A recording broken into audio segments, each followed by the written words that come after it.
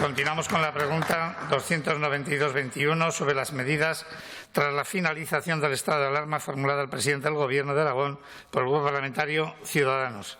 Señor Pérez, para su formulación tiene la palabra. Gracias, presidente. Señor Lamán, buenos días.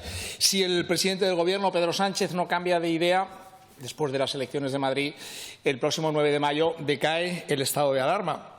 Y no tenemos plan B, a pesar de que hasta el propio Consejo de Estado le ha sacado tarjeta amarilla al presidente en este sentido, a pesar de que partidos como el nuestro, Ciudadanos, hemos pedido un plan de actuaciones coordinadas que no se ha llevado a cabo, nos encontramos una vez más con que la pelota está en el tejado de las comunidades autónomas.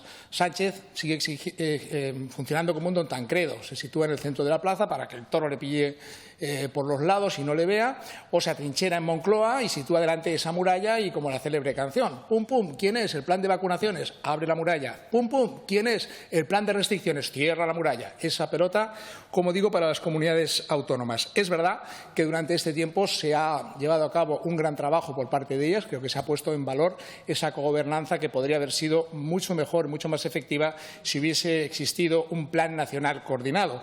Pero, en fin, no es así. Lo cierto es que ahora vamos a pasar de ese estado de alarma inicialmente a un estado de incertidumbre en el que muchos aragoneses se preguntan qué vamos a poder hacer y qué no vamos a poder hacer. Por eso, en ese contexto, yo le quiero preguntar, desde el punto de vista jurídico, si está en condiciones su Gobierno de garantizar que ante la finalización del estado de alarma, el 9 de mayo, podrán mantenerse todas las medidas restrictivas, incluidos los cierres perimetrales de municipios y de la propia comunidad autónoma, si la situación epidemiológica así lo requiere, y parece que a día de hoy, por los datos que vamos conociendo, así va a ser necesario. Gracias. Gracias, señor Pérez. Señor presidente. Gracias, presidente. Señor Pérez, por suerte, Aragón tiene una ley. Somos la única comunidad autónoma, el único Gobierno, el único Parlamento que ha legislado en relación con la pandemia, lo cual nos debería hacer sentirnos orgullosos de nosotros mismos.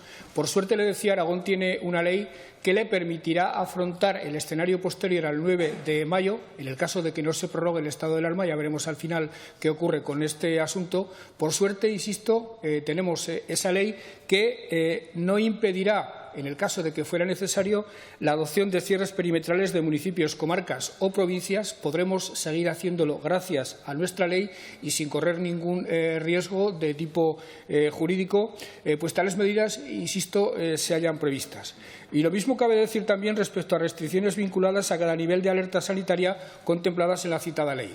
No podremos hacer toques de queda, no podremos hacer confinamientos autonómicos, que en caso de tener que recurrir a una fórmula tan drástica los podríamos sustituir por confinamientos provinciales, que sí nos permite la ley llevar a cabo. Pero le voy a decir, por otra parte, señor Pérez, que me atrevo no a predecir, pero sí a intuir que, dada la evolución de la pandemia y, sobre todo, dados los efectos que está produciendo la vacunación, me atrevo a intuir que no será necesaria la adopción de este tipo de medidas.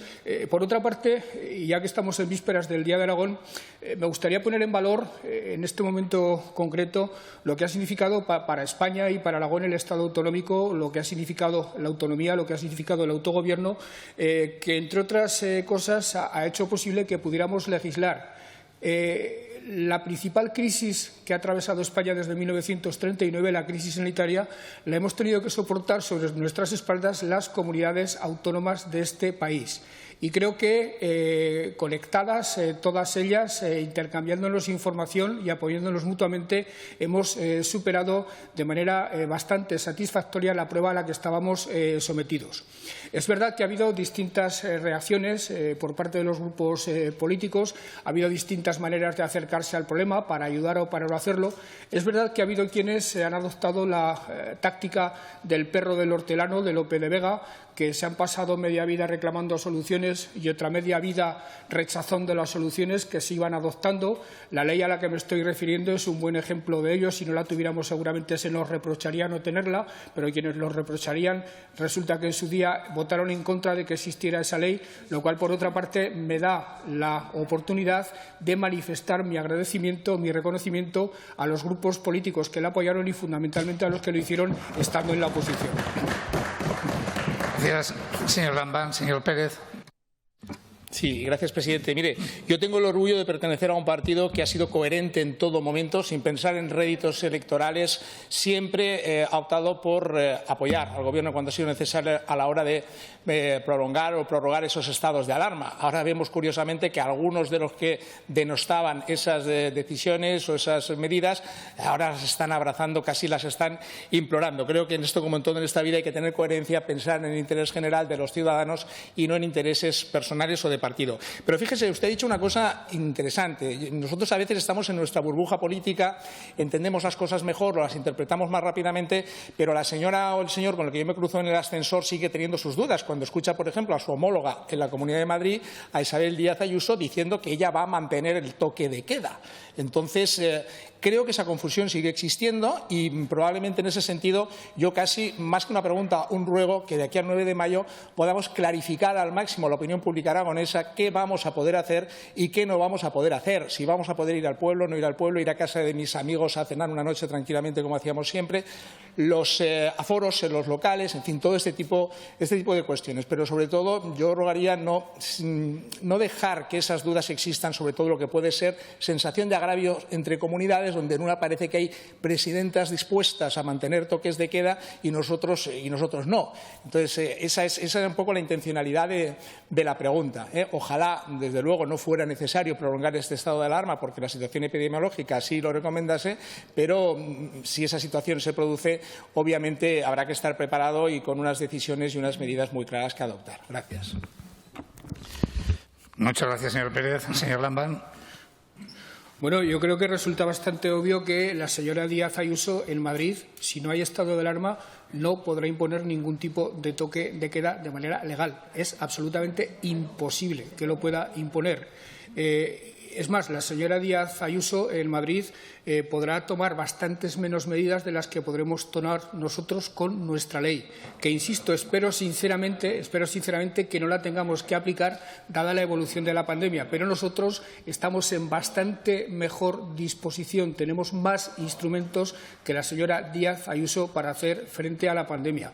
La clarificación ante la ciudadanía, creo que, salvo el ruido que se produce en algunos espacios, en algunos medios y en algunos ambientes, debería ser bastante obvia a estas alturas. No están en el horizonte nuevas amenazas de cierres, no están en el horizonte nuevas amenazas de restricciones y ojalá no me equivoque en lo que estoy diciendo. Ya le digo que intuyo una salida bastante razonable a todo lo que nos está ocurriendo.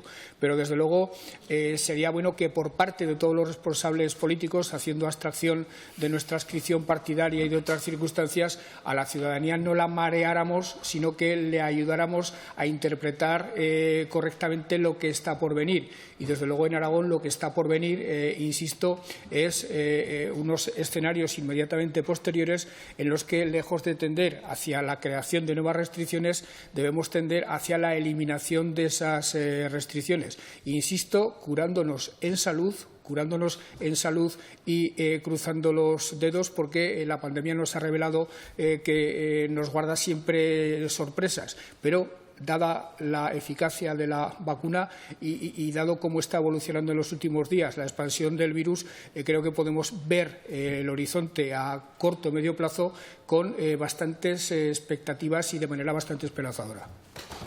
Gracias, señor Lambán.